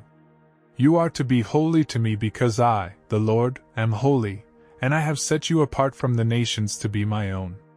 A man or woman who is a medium or spiritist among you must be put to death. You are to stone them. Their blood will be on their own heads. The Lord said to Moses, Speak to the priests, the sons of Aaron, and say to them, A priest must not make himself ceremonially unclean for any of his people who die, except for a close relative, such as his mother or father, his son or daughter, his brother, or an unmarried sister who is dependent on him. Since she has no husband for her, he may make himself unclean. He must not make himself unclean for people related to him by marriage, and so defile himself. Priests must not shave their heads or shave off the edges of their beards or cut their bodies. They must be holy to their God and must not profane the name of their God. Because they present the offerings made to the Lord by fire, the food of their God, they are to be holy. They must not marry women defiled by prostitution or divorced from their husbands, because priests are holy to their God. Regard them as holy, because they offer up the food of your God. Consider them holy, because I the Lord am holy, I who make you holy.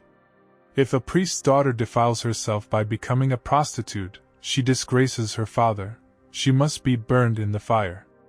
The high priest, the one among his brothers who has had the anointing oil poured on his head and who has been ordained to wear the priestly garments, must not let his hair become unkempt or tear his clothes. He must not enter a place where there is a dead body. He must not make himself unclean, even for his father or mother. Nor leave the sanctuary of his God or desecrate it, because he has been dedicated by the anointing oil of his God. I am the Lord. The woman he marries must be a virgin. He must not marry a widow, a divorced woman, or a woman defiled by prostitution, but only a virgin from his own people. So he will not defile his offspring among his people. I am the Lord, who makes him holy. The Lord said to Moses, Say to Aaron, For the generations to come none of your descendants who has a defect may come near to offer the food of his God. No man who has any defect may come near, no man who is blind or lame, disfigured or deformed. No man with a crippled foot or hand, or who is hunchbacked or dwarfed, or who has any eye defect, or who has festering or running sores or damaged testicles. No descendant of Aaron the priest who has any defect is to come near to present the offerings made to the Lord by fire. He has a defect. He must not come near to offer the food of his God. He may eat the most holy food of his God, as well as the holy food. Yet because of his defect, he must not go near the curtain or approach the altar, and so desecrate my sanctuary. I am the Lord, who makes them holy.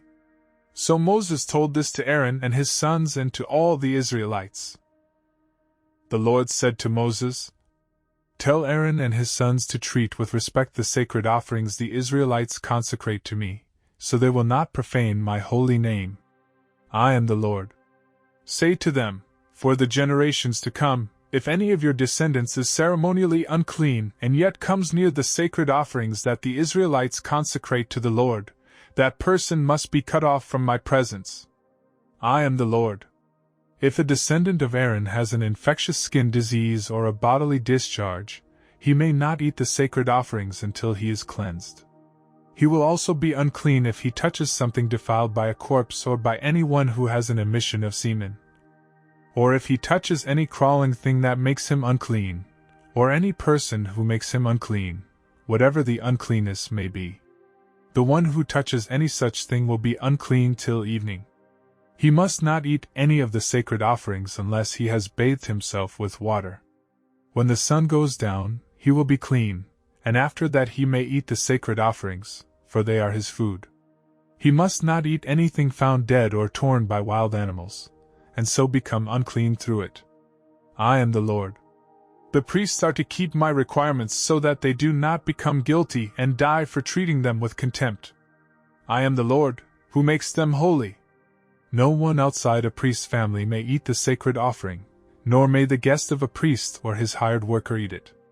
But if a priest buys a slave with money, or if a slave is born in his household, that slave may eat his food.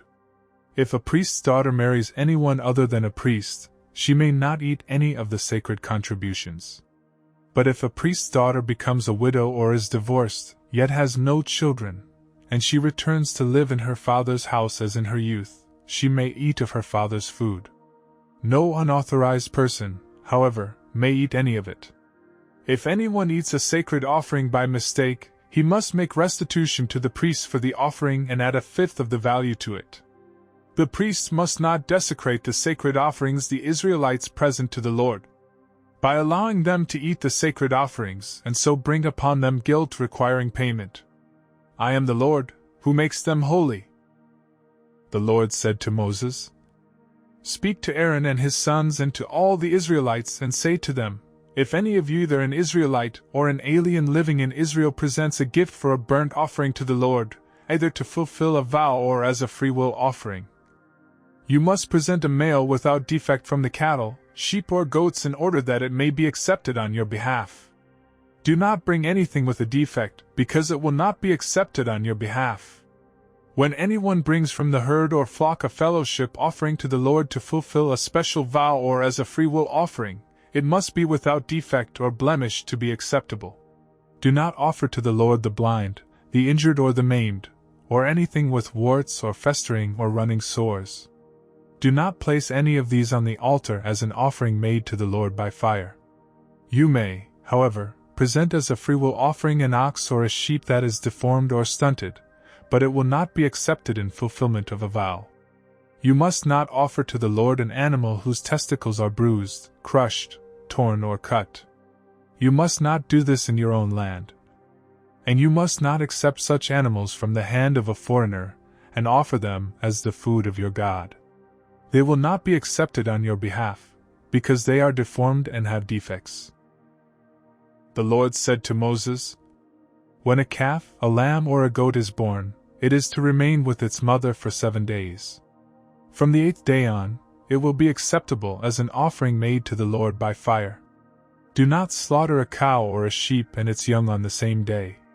When you sacrifice a thank offering to the Lord, sacrifice it in such a way that it will be accepted on your behalf.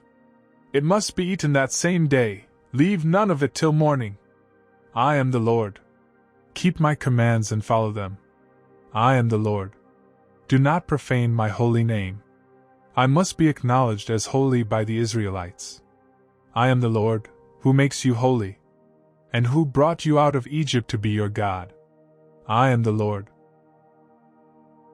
The Lord said to Moses, "Speak to the Israelites and say to them, These are my appointed feasts, the appointed feasts of the Lord, which you are to proclaim as sacred assemblies. There are 6 days when you may work, but the 7th day is a Sabbath of rest, a day of sacred assembly. You are not to do any work. Wherever you live, it is a Sabbath to the Lord. These are the Lord's appointed feasts, the sacred assemblies you are to proclaim at their appointed times. The Lord's Passover begins at twilight on the 14th day of the first month. On the 15th day of that month the Lord's Feast of Unleavened Bread begins. For 7 days you must eat bread made without yeast. On the first day hold a sacred assembly and do no regular work. For 7 days present an offering made to the Lord by fire. And on the 7th day hold a sacred assembly and do no regular work." The Lord said to Moses, "Speak to the Israelites and say to them, When you enter the land I am going to give you and you reap its harvest, bring to the priest a sheaf of the first grain you harvest. He is to wave the sheaf before the Lord so it will be accepted on your behalf. The priest is to wave it on the day after the Sabbath. On the day you wave the sheaf, you must sacrifice as a burnt offering to the Lord a lamb a year old without defect, together with its grain offering of 2/10 of an ephah of fine flour mixed with oil, an offering made to the Lord by fire, a pleasing aroma, and its drink offering of 1/4 of a hin of wine. You must not eat any bread, or roasted or new grain, until the very day you bring this offering to your God. This is to be a lasting ordinance for the generations to come, wherever you live. From the day after the Sabbath, the day you brought the sheaf of the wave offering, count off 7 full weeks. Count off 50 days up to the day after the 7th Sabbath, and then present an offering of new grain to the Lord. From wherever you live, bring 2 loaves made of 2/10 of an ephah of fine flour, baked with yeast, as a wave offering of firstfruits to the Lord. Present with this bread 7 male lambs, each a year old and without defect, 1 young bull and 2 rams. They will be a burnt offering to the Lord, together with their grain offerings and drink offerings, an offering made by fire, an aroma pleasing to the Lord. Then sacrifice 1 male goat for a sin offering and 2 lambs, each a year old, for a fellowship offering. The priest is to wave the 2 lambs before the Lord as a wave offering, together with the bread of the firstfruits. They are a sacred offering to the Lord for the priest. On that same day you are to proclaim a sacred assembly, and do no regular work. This is to be a lasting ordinance for the generations to come, wherever you live. When you reap the harvest of your land, do not reap to the very edges of your field or gather the gleanings of your harvest. Leave them for the poor and the alien. I am the Lord your God. The Lord said to Moses, Say to the Israelites, on the first day of the 7th month you are to have a day of rest, a sacred assembly commemorated with trumpet blasts. Do no regular work, but present an offering made to the Lord by fire. The Lord said to Moses, The 10th day of this 7th month is the Day of Atonement. Hold a sacred assembly and deny yourselves, and present an offering made to the Lord by fire.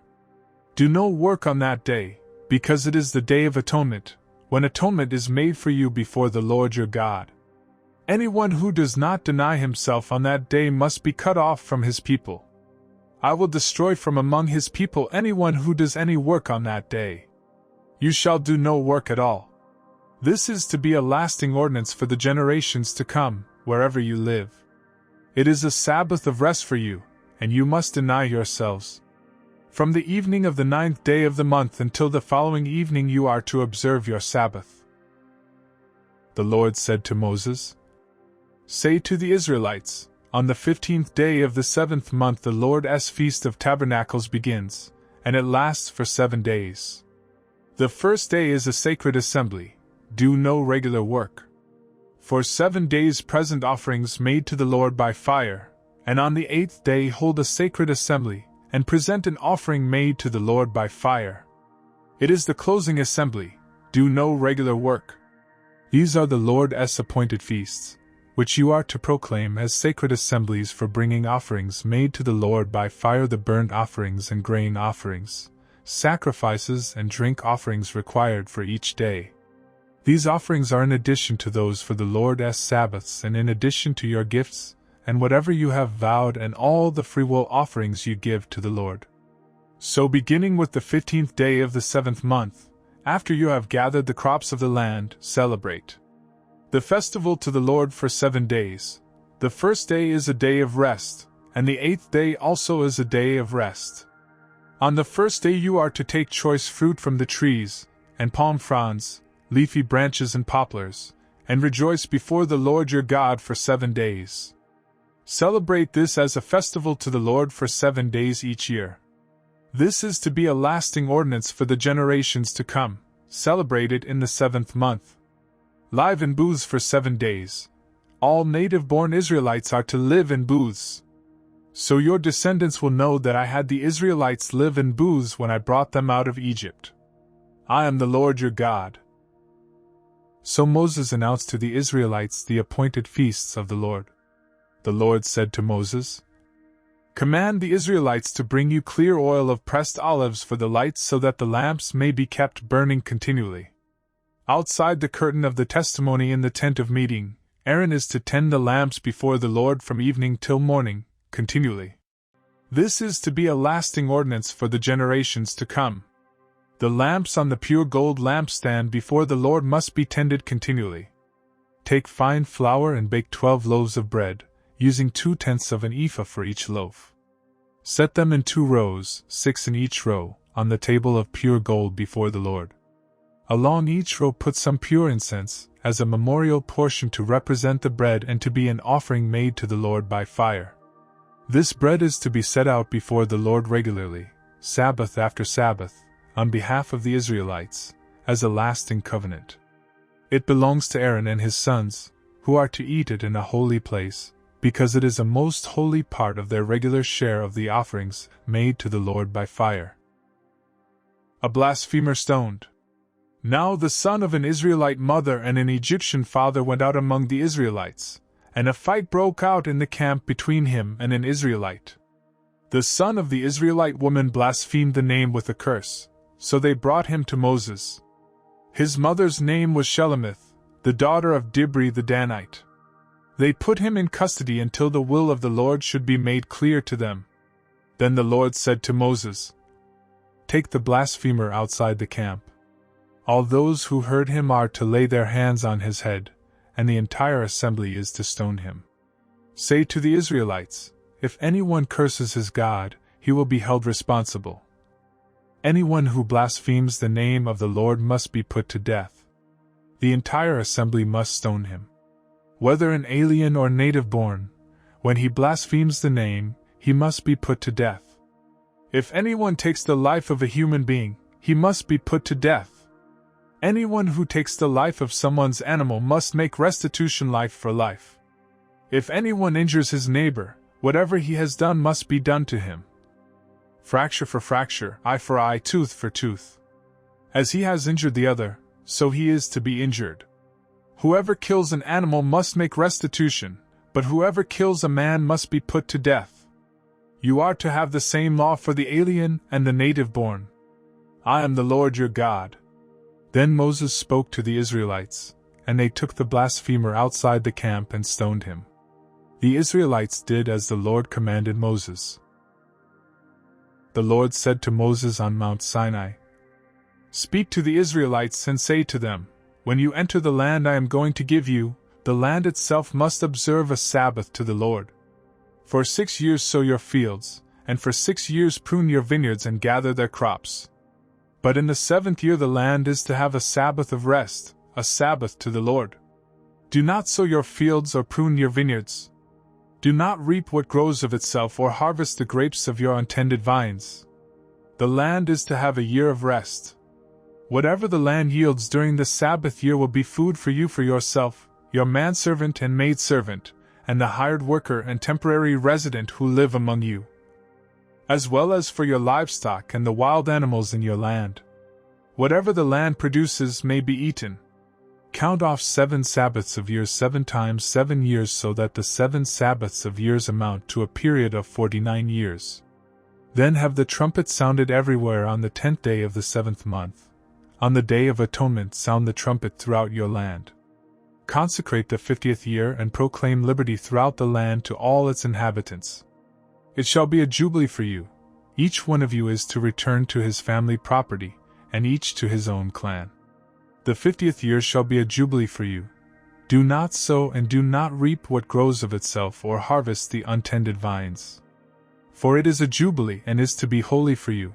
Eat only what is taken directly from the fields. In this year of jubilee everyone is to return to his own property. If you sell land to one of your countrymen or buy any from him, do not take advantage of each other. You are to buy from your countryman on the basis of the number of years since the jubilee. And he is to sell to you on the basis of the number of years left for harvesting crops. When the years are many, you are to increase the price, and when the years are few, you are to decrease the price, because what he is really selling you is the number of crops. Do not take advantage of each other, but fear your God. I am the Lord your God. Follow my decrees and be careful to obey my laws, and you will live safely in the land. Then the land will yield its fruit, and you will eat your fill and live there in safety. You may ask, what will we eat in the 7th year if we do not plant or harvest our crops? I will send you such a blessing in the 6th year that the land will yield enough for 3 years. While you plant during the 8th year, you will eat from the old crop and will continue to eat from it until the harvest of the 9th year comes in. The land must not be sold permanently, because the land is mine and you are but aliens and my tenants. Throughout the country that you hold as a possession, you must provide for the redemption of the land. If one of your countrymen becomes poor and sells some of his property, his nearest relative is to come and redeem what his countryman has sold. If, however, a man has no one to redeem it for him, but he himself prospers and acquires sufficient means to redeem it, he is to determine the value for the years since he sold it, and refund the balance to the man to whom he sold it. He can then go back to his own property. But if he does not acquire the means to repay him, what he sold will remain in the possession of the buyer until the year of Jubilee. It will be returned in the Jubilee, and he can then go back to his property. If a man sells a house in a walled city, he retains the right of redemption a full year after its sale. During that time he may redeem it. If it is not redeemed before a full year has passed, the house in the walled city shall belong permanently to the buyer and his descendants. It is not to be returned in the Jubilee. But houses in villages without walls around them are to be considered as open country. They can be redeemed, and they are to be returned in the Jubilee. The Levites always have the right to redeem their houses in the Levitical towns, which they possess. So the property of the Levites is redeemable, that is, a house sold in any town they hold and is to be returned in the Jubilee, because the houses and the towns of the Levites are their property among the Israelites. But the pasture land belonging to their towns must not be sold, it is their permanent possession. If one of your countrymen becomes poor and is unable to support himself among you, help him as you would an alien or a temporary resident, so he can continue to live among you. Do not take interest of any kind from him, but fear your God, so that your countrymen may continue to live among you. You must not lend him money at interest, or sell him food at a profit. I am the Lord your God, who brought you out of Egypt to give you the land of Canaan, and to be your God. If one of your countrymen becomes poor among you and sells himself to you, do not make him work as a slave. He is to be treated as a hired worker or a temporary resident among you. He is to work for you until the year of Jubilee. Then he and his children are to be released, and he will go back to his own clan and to the property of his forefathers. Because the Israelites are my servants, whom I brought out of Egypt, they must not be sold as slaves. Do not rule over them ruthlessly, but fear your God. Your male and female slaves are to come from the nations around you. From them you may buy slaves. You may also buy some of the temporary residents living among you and members of their clans born in your country, and they will become your property. You can will them to your children as inherited property, and can make them slaves for life, but you must not rule over your fellow Israelites ruthlessly. If an alien or a temporary resident among you becomes rich and one of your countrymen becomes poor and sells himself to the alien living among you or to a member of the alien's clan, he retains the right of redemption after he has sold himself. One of his relatives may redeem him. An uncle or a cousin or any blood relative in his clan may redeem him. Or if he prospers, he may redeem himself. He and his buyer are to count the time from the year he sold himself up to the year of Jubilee. The price for his release is to be based on the rate paid to a hired man for that number of years. If many years remain, he must pay for his redemption a larger share of the price paid for him. If only a few years remain until the year of Jubilee, he is to compute that and pay for his redemption accordingly. He is to be treated as a man hired from year to year. You must see to it that his owner does not rule over him ruthlessly. Even if he is not redeemed in any of these ways, he and his children are to be released in the year of Jubilee. For the Israelites belong to me as servants. They are my servants, whom I brought out of Egypt. I am the Lord your God. Do not make idols or set up an image or a sacred stone for yourselves, and do not place a carved stone in your land to bow down before it. I am the Lord your God. Observe my Sabbaths and have reverence for my sanctuary. I am the Lord. If you follow my decrees and are careful to obey my commands, I will send you rain in its season, and the ground will yield its crops and the trees of the field their fruit. Your threshing will continue until grape harvest, and the grape harvest will continue until planting, and you will eat all the food you want and live in safety in your land. I will grant peace in the land, and you will lie down, and no one will make you afraid. I will remove savage beasts from the land, and the sword will not pass through your country.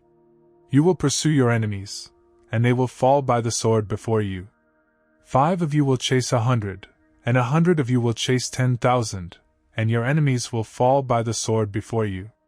I will look on you with favor and make you fruitful and increase your numbers, and I will keep my covenant with you. You will still be eating last year's harvest when you will have to move it out to make room for the new. I will put my dwelling place among you, and I will not abhor you. I will walk among you and be your God, and you will be my people. I am the Lord your God, who brought you out of Egypt so that you would no longer be slaves to the Egyptians. I broke the bars of your yoke and enabled you to walk with heads held high.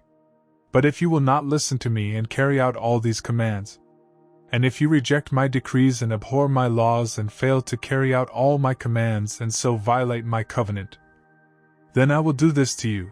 I will bring upon you sudden terror, wasting diseases and fever that will destroy your sight and drain away your life. You will plant seed in vain, because your enemies will eat it. I will set my face against you so that you will be defeated by your enemies. Those who hate you will rule over you, and you will flee even when no one is pursuing you. If after all this you will not listen to me, I will punish you for your sins 7 times over. I will break down your stubborn pride and make the sky above you like iron and the ground beneath you like bronze. Your strength will be spent in vain, because your soil will not yield its crops, nor will the trees of the land yield their fruit. If you remain hostile toward me and refuse to listen to me, I will multiply your afflictions 7 times over, as your sins deserve. I will send wild animals against you, and they will rob you of your children, destroy your cattle and make you so few in number that your roads will be deserted. If in spite of these things you do not accept my correction but continue to be hostile toward me, I myself will be hostile toward you and will afflict you for your sins 7 times over. And I will bring the sword upon you to avenge the breaking of the covenant. When you withdraw into your cities, I will send a plague among you, and you will be given into enemy hands. When I cut off your supply of bread, 10 women will be able to bake your bread in one oven, and they will dole out the bread by weight. You will eat, but you will not be satisfied. If in spite of this you still do not listen to me but continue to be hostile toward me, then in my anger I will be hostile toward you, and I myself will punish you for your sins 7 times over. You will eat the flesh of your sons and the flesh of your daughters. I will destroy your high places, cut down your incense altars and pile your dead bodies on the lifeless forms of your idols, and I will abhor you. I will turn your cities into ruins and lay waste your sanctuaries, and I will take no delight in the pleasing aroma of your offerings. I will lay waste the land, so that your enemies who live there will be appalled. I will scatter you among the nations and will draw out my sword and pursue you. Your land will be laid waste, and your cities will lie in ruins. Then the land will enjoy its Sabbath years all the time that it lies desolate, and you are in the country of your enemies. Then the land will rest and enjoy its Sabbaths. All the time that it lies desolate, the land will have the rest it did not have during the Sabbaths you lived in it. As for those of you who are left, I will make their hearts so fearful in the lands of their enemies that the sound of a wind-blown leaf will put them to flight. They will run as though fleeing from the sword, and they will fall, even though no one is pursuing them. They will stumble over one another as though fleeing from the sword, even though no one is pursuing them. So you will not be able to stand before your enemies. You will perish among the nations, the land of your enemies will devour you. Those of you who are left will waste away in the lands of their enemies because of their sins, also because of their fathers' sins they will waste away. But if they will confess their sins and the sins of their fathers, their treachery against me and their hostility toward me, which made me hostile toward them so that I sent them into the land of their enemies, then when their uncircumcised hearts are humbled and they pay for their sin, I will remember my covenant with Jacob and my covenant with Isaac and my covenant with Abraham, and I will remember the land. For the land will be deserted by them, and will enjoy its Sabbaths while it lies desolate without them. They will pay for their sins because they rejected my laws and abhorred my decrees. Yet in spite of this, when they are in the land of their enemies, I will not reject them or abhor them so as to destroy them completely, breaking my covenant with them. I am the Lord their God. But for their sake I will remember the covenant with their ancestors whom I brought out of Egypt in the sight of the nations to be their God. I am the Lord. These are the decrees, the laws and the regulations that the Lord established on Mount Sinai between himself and the Israelites through Moses. The Lord said to Moses, "Speak to the Israelites and say to them, if anyone makes a special vow to dedicate persons to the Lord by giving equivalent values, set the value of a male between the ages of 20 and 60 at 50 shekels of silver, according to the sanctuary shekel. And if it is a female, set her value at 30 shekels. If it is a person between the ages of 5 and 20, set the value of a male at 20 shekels and of a female at 10 shekels. If it is a person between 1 month and 5 years, set the value of a male at 5 shekels of silver and that of a female at 3 shekels of silver. If it is a person 60 years old or more, set the value of a male at 15 shekels and of a female at 10 shekels. If anyone making the vow is too poor to pay the specified amount, he is to present the person to the priest, who will set the value for him according to what the man making the vow can afford. If what he vowed is an animal that is acceptable as an offering to the Lord, such an animal given to the Lord becomes holy. He must not exchange it or substitute a good one for a bad one, or a bad one for a good one. If he should substitute one animal for another, both it and the substitute become holy. If what he vowed is a ceremonially unclean animal, one that is not acceptable as an offering to the Lord, the animal must be presented to the priest, who will judge its quality as good or bad. Whatever value the priest then sets, that is what it will be. If the owner wishes to redeem the animal, he must add a fifth to its value. If a man dedicates his house as something holy to the Lord, the priest will judge its quality as good or bad. Whatever value the priest then sets, so it will remain. If the man who dedicates his house redeems it, he must add a fifth to its value, and the house will again become his. If a man dedicates to the Lord part of his family land, its value is to be set according to the amount of seed required for it, 50 shekels of silver to a homer of barley seed. If he dedicates his field during the year of Jubilee, the value that has been set remains. But if he dedicates his field after the Jubilee, the priest will determine the value according to the number of years that remain until the next year of Jubilee, and its set value will be reduced. If the man who dedicates the field wishes to redeem it, he must add a fifth to its value, and the field will again become his. If, however, he does not redeem the field, or if he has sold it to someone else, it can never be redeemed. When the field is released in the Jubilee, it will become holy, like a field devoted to the Lord. It will become the property of the priests. If a man dedicates to the Lord a field he has bought, which is not part of his family land, the priest will determine its value up to the year of Jubilee, and the man must pay its value on that day as something holy to the Lord. In the year of Jubilee, the field will revert to the person from whom he bought it, the one whose land it was. Every value is to be set according to the sanctuary shekel, 20 gerahs to the shekel. No one, however, may dedicate the firstborn of an animal, since the firstborn already belongs to the Lord. Whether an ox or a sheep, it is the Lord's. If it is one of the unclean animals, he may buy it back at its said value, adding a fifth of the value to it. If he does not redeem it, it is to be sold at its said value. But nothing that a man owns and devotes to the Lord, whether man or animal or family land, may be sold or redeemed. Everything so devoted is most holy to the Lord. No person devoted to destruction may be ransomed. He must be put to death. A tithe of everything from the land, whether grain from the soil or fruit from the trees, belongs to the Lord. It is holy to the Lord. If a man redeems any of his tithe, he must add a fifth of the value to it. The entire tithe of the herd and flock, every 10th animal that passes under the shepherd's rod, will be holy to the Lord. He must not pick out the good from the bad or make any substitution. If he does make a substitution, both the animal and its substitute become holy and cannot be redeemed. These are the commands the Lord gave Moses on Mount Sinai for the Israelites.